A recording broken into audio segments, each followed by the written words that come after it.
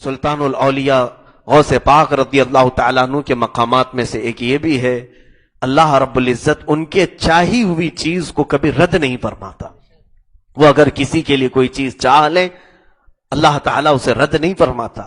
غوث پاک رضی اللہ تعالیٰ عنہ آپ کی ایک عادت کریمہ یہ بھی تھے کہ آپ بڑے قیمتی اور اچھے قسم کے جبے پہنا کرتے تھے، بہت قیمتی جبے ہوتے تھے۔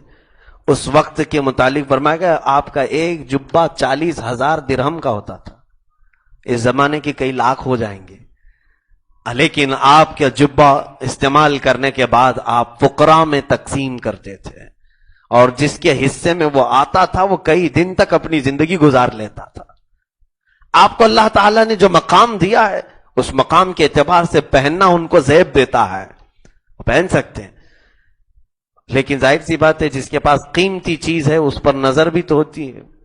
ایک مرتبہ آپ کے دولت خانے پر دوپہر کا وقت ہے، آپ آرام فرما ہیں، آپ کا جبہ چوری کرنے کے لیے ایک چور داخل ہو گیا، اندر آ گیا، آپ محو خواب ہیں، آنکھیں بند کیے ہوئے، چور ہلکے قدموں سے اندر داخل ہوا اور دروازے کی اوٹ پر آپ کا جبہ لگا ہوا تھا، وہ اٹھانا ہی چاہ رہا تھا کہ اچانک دروازے پر کسی کے آنے کی خبر ہو گئی، کسی کے قدموں کی آہٹ آ گئی، جلدی سے یہ دروازے کے پیچھے چھپ گیا، کوئی تو آ رہا ہے۔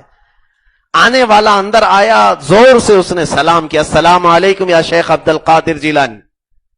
آپ آنکھ کھولتے ہیں اور کہتے ہیں وعلیکم السلام، آپ پر بھی سلامتی ہو۔ آنے والے کون تھے؟ وہ حضرت خضر علیہ السلام تھے، سیدنا خضر علیہ السلام۔ اور ان کی ڈیوٹی کیا ہے؟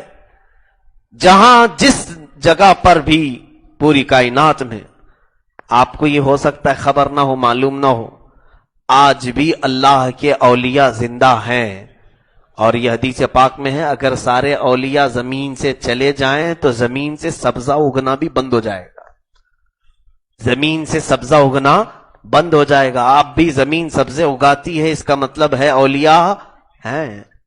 جب بھی کسی قطب کا انتقال ہوتا ہے حضرت خضر علیہ السلام اس قطب کی جگہ کسی دوسرے کو قطب وہاں پر متعین کرتے ہیں، ڈیوٹی متعین ہوتی، ہر علاقے میں ایک قطب ہوتے ہیں، وہ اولیاء کاملین کا ایک مقام ہے قطبیت کا۔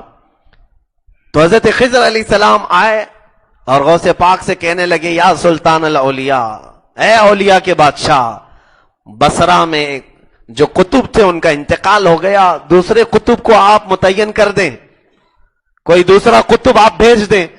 غوث پاک نے فرمایا وہ ہمارے دروازے کے پیچھے ایک قطب کھڑا ہے، اسے لے جائیں، جو دروازے کے پیچھے چھپا ہوا ہے اسے لے جائیں۔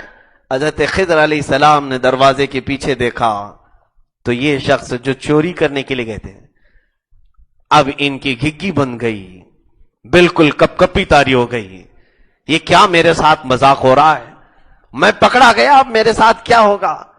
حضرت خضر علیہ السلام اس کا ہاتھ پکڑ کر کے باہر لاتے ہیں، وہ جبہ چھپایا ہی ہے، ابھی غوث پاک کا جو جبہ چرایا تھا وہ بغل میں چھپایا ہی ہے، ابھی بھی رکھا ہے۔ غوث پاک رضی اللہ تعالیٰ عنہ سے انہوں نے پوچھا ان صاحب کو لے جاؤں؟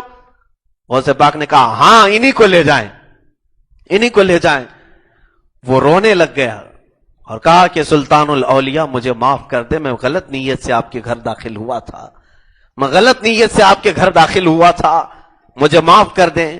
غوث پاک رضی اللہ تعالیٰ عنہ نے فرمایا اللہ کا کوئی ولی مذاق نہیں کرتا، میں جو کہہ رہا ہوں وہ حق ہے، اللہ رب العزت تجھے وہ مقام عطا کرے گا، تو توبہ کر اور جا اس مقام پر۔ اس نے اسی وقت سچی توبہ کی، رویا، قدم غوث پکڑا، اس کے بعد پوچھنے لگا کہ حضور یہ بشارت، یہ انعام، یہ اکرام مجھ جیسے کو عطا کیوں ہوا؟ نقطہ ذہن میں رکھیں، اللہ بزرگوں نے لکھا ہے وجہ یہ تھی چور تو تھا ہی، چوری کرنے کے لیے آیا ہی تھا، لیکن جس وقت خضر علیہ السلام پوچھ رہے تھے تیرے ہاتھ میں غوث کا جبہ تھا، تیرے ہاتھ میں غوث کا جبہ تھا، بس دامن ولی جس کے ہاتھ میں ہو جائے مولا کا انعام اس پر اترتا ہے۔